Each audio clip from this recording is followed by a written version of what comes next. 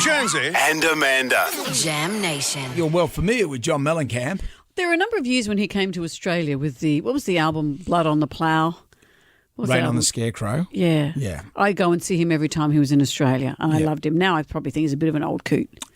And I'd tell him if I went to his show, Brendan, because I'd expect no blowback from him. He's a prickly pear. I interviewed him back in 1997, and I remember the record company gave me the heebie-jeebies.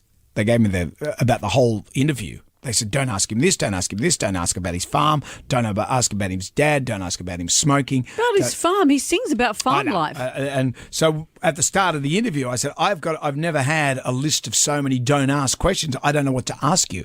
And he goes, well, you tell me what they told you that I can't ask you. And I said, well, about your smoking. Because at the time he was having, he had like a real heart thing, but he was a big chain smoker. And he just went into it. He was one of the nicest interviews I've ever had at that time. But I think that taught me something back then. Sometimes you put the blame on the PR people, because there's a lot of people, when you do an interview, to pump up their own importance, they'll sit there and that's right, and decide what they should and shouldn't talk about. What they think that the artist might be upset about. But he was playing in Toledo, Ohio on the weekend, and he was performing away. And he was just talking about America, because I don't know if you've noticed there's some trouble going on in America at the moment. And someone yelled, just play some music. And then it got real quiet. Oh.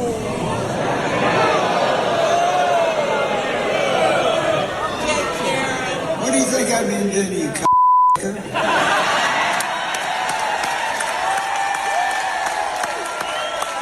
Now, here's the thing, man. You don't know me. You don't know me.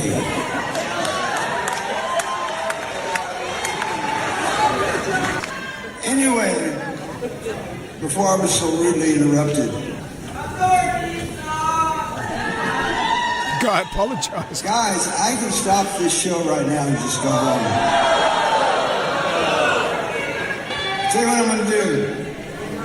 Since you've been so wonderful, I'm going to cut about 10 songs out of the show. Woohoo! Well, it was probably a good thing. So he only played 9 songs. I reckon that's probably 9's just right.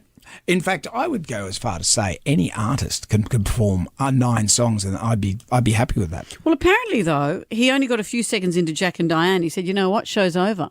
So bad luck if you're a major fan of his. He has a tantrum because he doesn't feel like it. And you've paid a babysitter, you've paid parking fees, you're a big fan, and he says, I don't feel like it because someone hurt my feelings. But on the upside, you get to ribs and rumps before they close for something to eat. Remember that story I heard of that woman who went to see Coldplay, and she took a tambourine along, and she's playing a tambourine. She's lost in herself. She's loving it. So the Coldplay performing. Yeah, Coldplay performing. She's performing alongside them with her tambourine. But really, she's in the crowd. Yeah. And Chris Martin says, hang on a second.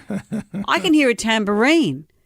Where's the woman with the tambourine? And she goes, I'm going to be called up on stage. She says, I'm here. And he says, well, you can beep off. She was beaten to a pulp by security, and thank God for that.